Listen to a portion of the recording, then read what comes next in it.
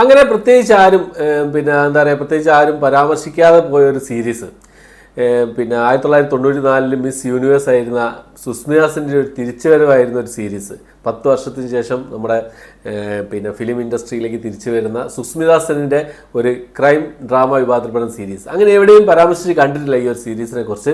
ആര്യ എന്നാണ് സീരീസിൻ്റെ പേര് വരുന്നത്. ഹിന്ദി സീരീസാണ്. ഹോട്ട്സ്റ്റാറിലാണ് അവൈലബിൾ ആയിട്ടുള്ളത്. 3 സീസണുകൾ വന്നിട്ടുണ്ട്. ഈ ഒരു സീരീസിനെ കുറിച്ചാണ് ഇന്നത്തെ വീഡിയോ നമ്മൾ പരിശോധിക്കാൻ പോകുന്നത്. 2 സീസൺ കണ്ടു. ഒന്നാമത്തെ സീസൺ, രണ്ടാമത്തെ സീസൺ കണ്ടു. ഫസ്റ്റ് സീസൺ എന്ന് പറയുന്നത് 2020 ഇറങ്ങിയാണ്. 9 എപ്പിസോഡുകളാണുള്ളത്. രണ്ടാമത്തെ സീസൺ എന്ന് പറയുന്നത് 2021 ഇറങ്ങി 8 എപ്പിസോഡുകളുടെ രണ്ടാമത്തെ സീസൺ വന്നിട്ടുള്ളത്. മൂന്നാമത്തെ സീസൺ ഈ കഴിഞ്ഞ മാസം തോന്നി റിലീസ് ചെയ്തത്. 4 എപ്പിസോഡുകളാണുള്ളത് മൂന്നാമത്തെ സീസണിൽ വന്നിട്ടുള്ളത്. അപ്പോൾ മൂന്നാമത്തെ സീസൺ കണ്ടിട്ടില്ല. ഫസ്റ്റ് 2 സീസൺ കണ്ടു. പിന്നെ അപ്പോൾ നിങ്ങൾക്ക് മുന്നിലേക്ക് ഈ ഒരു സീരീസിനെ കുറിച്ചൊന്ന് നിങ്ങൾ മുന്നിലേക്ക് എത്തിക്കാൻ വിചാരിച്ചു. കുറേ ആൾക്കാർ കണ്ടിട്ടുണ്ടാവും. പക്ഷേ കൂടുതൽ സ്ഥലങ്ങളിൽ ഈ ഒരു സീരീസിനെ കുറിച്ചുള്ളൊരു പരാമർശം എവിടെയും കണ്ടിട്ടില്ല എന്നുള്ളതാണ്. സുസ്മിതാസൻ എല്ലാവർക്കും അറിയുന്നതാണ്. മിസ് യൂണിവേഴ്സ് 94 മിസ് യൂണിവേഴ്സ് ആയിരുന്ന പിന്നെ കുറേ കാലത്തിന് ശേഷമുള്ള തിരിച്ചുവരവായിരുന്നു. ഗംഭീര പെർഫോമൻസ് ആയിരുന്നു. പിന്നെ ഈ ഒരു സീരീസ് എന്ന് പറയുന്നത് സീരീസിൻ്റെ കഥ കൊണ്ടുപോകുന്നത് തന്നെ ഈ ഒരു ആര്യ എന്ന് പറഞ്ഞൊരു കഥാപാത്രത്തിലൂടെയാണ് ഈ സീരീസിൻ്റെ കഥ മുന്നോട്ട് പോകുന്നത്. പിന്നെ എന്താ പറയുക, ഒരു ഫാർമസ്യൂട്ടിക്കൽ, അതായത് മരുന്നിൻ്റെ കച്ചവടം കാര്യങ്ങളൊക്കെ നടത്തുന്ന ഒരു ബിസിനസ്മാൻ ആയിരിക്കും ആര്യയുടെ ഭർത്താവ്. മരണപ്പെടുകയാണ്. അപ്പോൾ പിന്നെ അദ്ദേഹം ഉണ്ടാക്കി വെച്ച പ്രശ്നങ്ങൾ, 3 മക്കളുണ്ടാവും.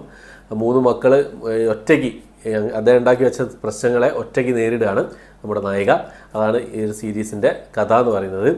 എന്തൊക്കെയാണ് സംഭവങ്ങൾ, പിന്നെ എങ്ങനെയാണ് ഇതിനെ തരണം ചെയ്യുന്ന എന്നുള്ള കാര്യങ്ങളൊക്കെയാണ് സീരീസിൽ മൊത്തം പറഞ്ഞു പോകുന്നത്.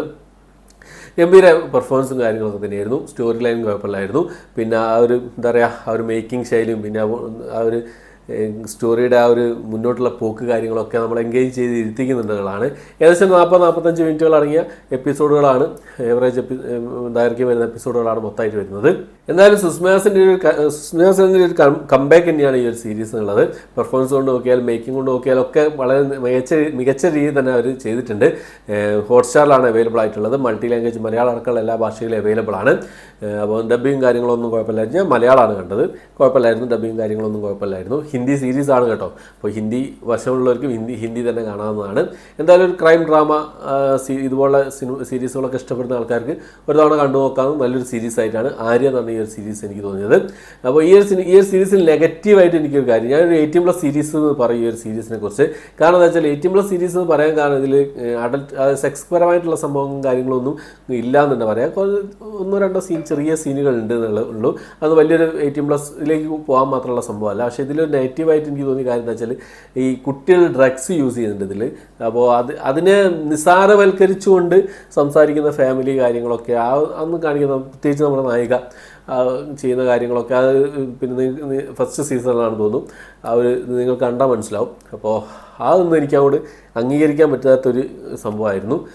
അതുകൊണ്ടാണ് ഒരു 18+ എന്നുള്ള രീതിയിൽ ഞാൻ ഈ സീരീസ് നിങ്ങൾക്ക് മുന്നിൽ പറഞ്ഞത് എന്താ വെച്ചാൽ ഈ ഒരു 18+ ആണെന്നുള്ളത്. അതുപോലുള്ള സംഭവങ്ങളൊക്കെ ഡ്രഗ്സ് യൂസ് ചെയ്യുന്ന കുട്ടികൾ, അതായത് 18 വയസ്സിന് താഴെയുള്ള കുട്ടികളൊക്കെ ഡ്രഗ്സ് യൂസ് ചെയ്യാൻ എന്നത് പിന്നെ നമ്മുടെ മാതാപിതാക്കൾക്ക് എത്രത്തോളം പിന്നെ എന്താ പറയുക ടെൻഷൻ ഉണ്ടാക്കും എന്നുള്ളത് എല്ലാവർക്കും അറിയുന്ന കാര്യമാണ്. ഇതിൽ പക്ഷേ പിന്നെ എന്താ പറയുക ഡ്രഗ്സ് യൂസ് ചെയ്ത് ഗേൾഫ്രണ്ടിനെ കിസ് ചെയ്ത് എന്നുള്ള കാര്യങ്ങളൊക്കെ പറയുന്ന സമയത്തും ഈ ചിരിച്ചുകൊണ്ട് തള്ളിക്കളിയാണ് നമ്മുടെ നായിക ചെയ്യുന്നത്. അവിടെ പിന്നെ കുറേ ഉപദേശങ്ങളും കാര്യങ്ങളും കൊടുക്കുന്നുണ്ട്. എന്നാലും അതൊരു വലിയൊരു പ്രശ്നത്തിലേക്ക് സോൾവ് ആക്കാൻ ശ്രമിക്കുകയായിരിക്കും. ആ രീതിയിലായിരിക്കും അവർ ഓരോരുത്തർ കൾച്ചർ ഉണ്ടാവില്ല. എന്തായാലും അതൊരു നെഗറ്റീവായിട്ട് എനിക്ക് തോന്നി.